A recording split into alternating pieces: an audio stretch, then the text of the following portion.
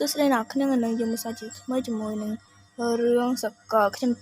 កលដែលខ្ញុំចង់រស់នៅភាគទី2តោះកុំឲ្យរងចាំយូរយើងចាប់ដើមរឿងយើងតែម្ដងទៅបន្ទាប់ពីលើចៅហឺនិយាយបែបហ្នឹងហើយគេក៏ទៅវិញទាំងទឹកមុខមិនសូវស្រួលថាដោះលែងឯងតើឯងចង់មានន័យថាយ៉ាងម៉េចប៉ុន្តែរាងកាយរបស់ឯងគេនិយាយចាប់ត្រឹមហ្នឹងហើយគេក៏យកដៃទៅអង្អែលខ្នងរបស់ចៅហឺTaylor ក៏បន្តនិយាយទៀតទៅថាស្អើមលឹងអ្នកណាហ៊ានដោះលែងទៅណគេនិយាយបណ្ដាទាំងយកមាត់របស់គេទៅប៉ះត្រចៀករបស់ចៅហឺដែលធ្វើឲ្យចៅហឺមានការស្រែករអាក់រអួលជាខ្លាំងសាកសម័យមួយខ្លួនឯងទៅហឺបានគិតក្នុងចិត្តថាអត់ទេវាមិនសមហេតុផលសោះខ្ញុំត្រូវតែធ្វើអីមួយដើម្បីរត់គេចឲ្យបានគេនិយាយទាំងទឹកភ្នែកនៅតាមរបបថ្មីរបស់គេបន្ទាប់ពីគេរួចហើយគេក៏និយាយទៅកាន់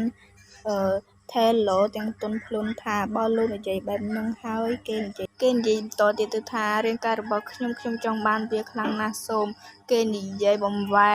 អារម្មណ៍របស់ Taylor កុំឲ្យចាប់អារម្មណ៍នឹងដៃរបស់ខ្លួនពេលនោះគេក៏ស្រាប់តែចាប់ទាញកែវមួយហើយវាបំបែកក្បាលរបស់ Taylor ភ្លាមតែម្ដងចៅហឺបន្ទាប់ពីវាយ Taylor ឲ្យសម្លាប់រួចហើយគេក៏មានការធូរចិត្តខ្លាំងមែនទែនហើយគេក៏និយាយថានេះគេសម្លាប់បាត់ហើយតើមែនទេចៅហឺនិយាយរួចហើយគេក៏គិតក្នុងចិត្តថាបើខ្ញុំមិនប្រញាប់ទៅផ្ទះទេខ្ញុំនឹងត្រូវអាកតនេះដេកចាប់រំលំមិនខានទេ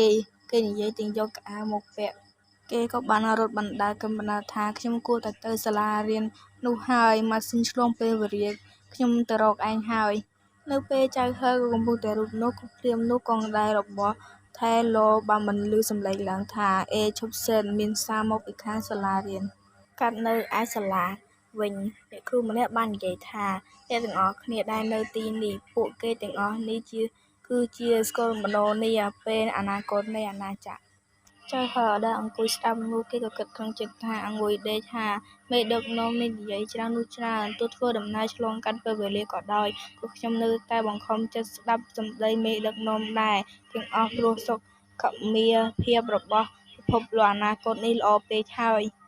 កាត់មកនៅឯប្រហែលថ្ងៃមុនគេបានប្រគល់ជាមួយគ្រូពេទ្យក៏បាននិយាយថានេះឯងបាត់បង់ការចងចាំមែនទេចៅហឺក៏តបទៅវិញទាំងស្រោតបូតថាបាទខ្ញុំបាត់ការចងចាំមែនគេក៏បន្តនិយាយទាំងសំពះថាខ្ញុំស្បត់ខ្ញុំពិតជាមិនចាំអីមែនបើខ្ញុំផលសុំឲ្យខ្ញុំរៀនអាចទៅចោះលោកគ្រូពេទ្យបន្ទាប់ពីឃើញចៅហឺដូច្នេះហើយគេក៏បន្តនិយាយថាអាណាចក្រមានបទបញ្ជាតែប្រជាពលរដ្ឋដែលមានអាយុស្មើគេត្រូវតែទទួលបានការអប់រំនៅសាកលវិទ្យាល័យព្រាមនោះចៅហឺភាពហើយក៏សួរទៅកាន់គ្រូពេទ្យនឹងថានាយកដ្ឋានសុខាភិបាលសង្គមគ្រូពេទ្យក៏បន្តនិយាយប្រាប់ទៅកាន់ចៅហឺបន្តទៀតទៅថាពួកយើងនឹងបញ្ជូនឯងទៅសាកលវិទ្យាល័យសាធារណៈដែលមានឆន្ទៈតួឯងសាកលវិទ្យាល័យដំបូងគេក្នុងចក្រភពដែលមានប្រវត្តិសាស្ត្រដ៏យូរលង់និងមានគេឈ្មោះខាងអក្សរសាស្ត្រនៅសាលារៀនយោធារួមអន្តរតារាមេកាគឺពេញនិយមបំផុតហើយទាំងខាងរូបវិទ្យាក៏ល្អដែរគេនិយាយទាំងហុយស្រូភៅណែនាំអំពីការចូលរៀនចៅហឺបន្ទាប់ពីឮដូច្នេះហើយគេក៏និយាយទាំងអំភើបថាអូ my god ពិតជាល្អណាស់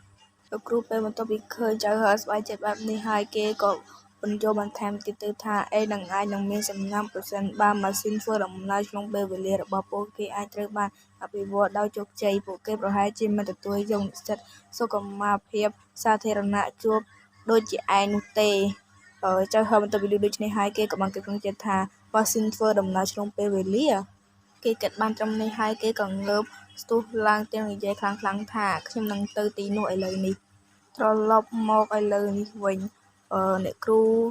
ក៏បានបន្តនិយាយទៀតថាឆមាសនេះពួកយើងមានសំណាងណាស់ដែលមានបរិសង្ហាអស្ចារ្យជាសាស្ត្រាចារ្យមកសួរសុខទុក្ខរបស់ពួកយើងឥឡូវសូមអញ្ជើញគាត់មកចាប់ផ្ដើមការបង្រៀនដំបូងនៃឆមាសនេះចៅហឺមិនបានស្ដាប់គ្រូបញ្យល់ទេប៉ុន្តែបែរជាបានគិតទៅវិញហើយគេក៏បានគិតថាពិតជាសំណាងមែនឥឡូវខ្ញុំបានចូលរៀនក្នុងសាកលនេះហើយមើលទៅមិនយូរមិនឆាប់ទេខ្ញុំអាចត្រឡប់ទៅផ្ទះវិញហើយគេនិយាយទាំងមិនចាប់អារម្មណ៍សាស្ត្រាចារ្យដែលឆ្លងកាត់នៅក្បែរគេនោះទេសាស្ត្រាចារ្យដែលបានដើរមកនោះក៏បាននិយាយទៅកាន់គ្រប់គ្នាថាមេរៀនទី1ដែលខ្ញុំនឹងបង្រៀនអ្នករាល់គ្នាគឺសាមញ្ញណាស់ចៅហឺបន្ទាប់ពីឮសំឡេងបែបនេះហើយគេក៏មានការភ្ញាក់ផ្អើលហើយគេក៏គិតក្នុងចិត្តថាឈប់សិនសំឡេងនេះដូចជាប្រហាក់ប្រហែលណាស់ សាស្ត្រាចារ្យក៏បានបន្តទៀតថានោះគឺជាថាមពលផ្លូវចិត្តអ្នកដែលបានជាសាស្ត្រាចារ្យនោះគឺជាថែឡយើងនោះឯងជាមនុស្សដែលបានចាប់រំលងទូបឋមរបស់យើងហើយរឿងនេះក៏បានចប់ហើយខ្ញុំមិនដឹងថាអ្នកនិពន្ធដែលនិពន្ធរឿងនឹងមិនដឹងការផុសទៀតទេបើសិនជាគេផុសពេលណាខ្ញុំនឹងសម្រាយរឿងនោះតតែម្ដងតែរូបភាពនេះមិនមែនទៅនឹងរឿងនឹងទេរឿងផ្សេងទេអ្នកគ្នារឿងនោះគឺតួស្អាតខ្ញុំចង់មកសម្រាយដែរតែនៅចុងរង្វល់អញ្ចឹងខ្ញុំទាញរឿងនឹងយកមកសម្រាយតែម្ដងទេ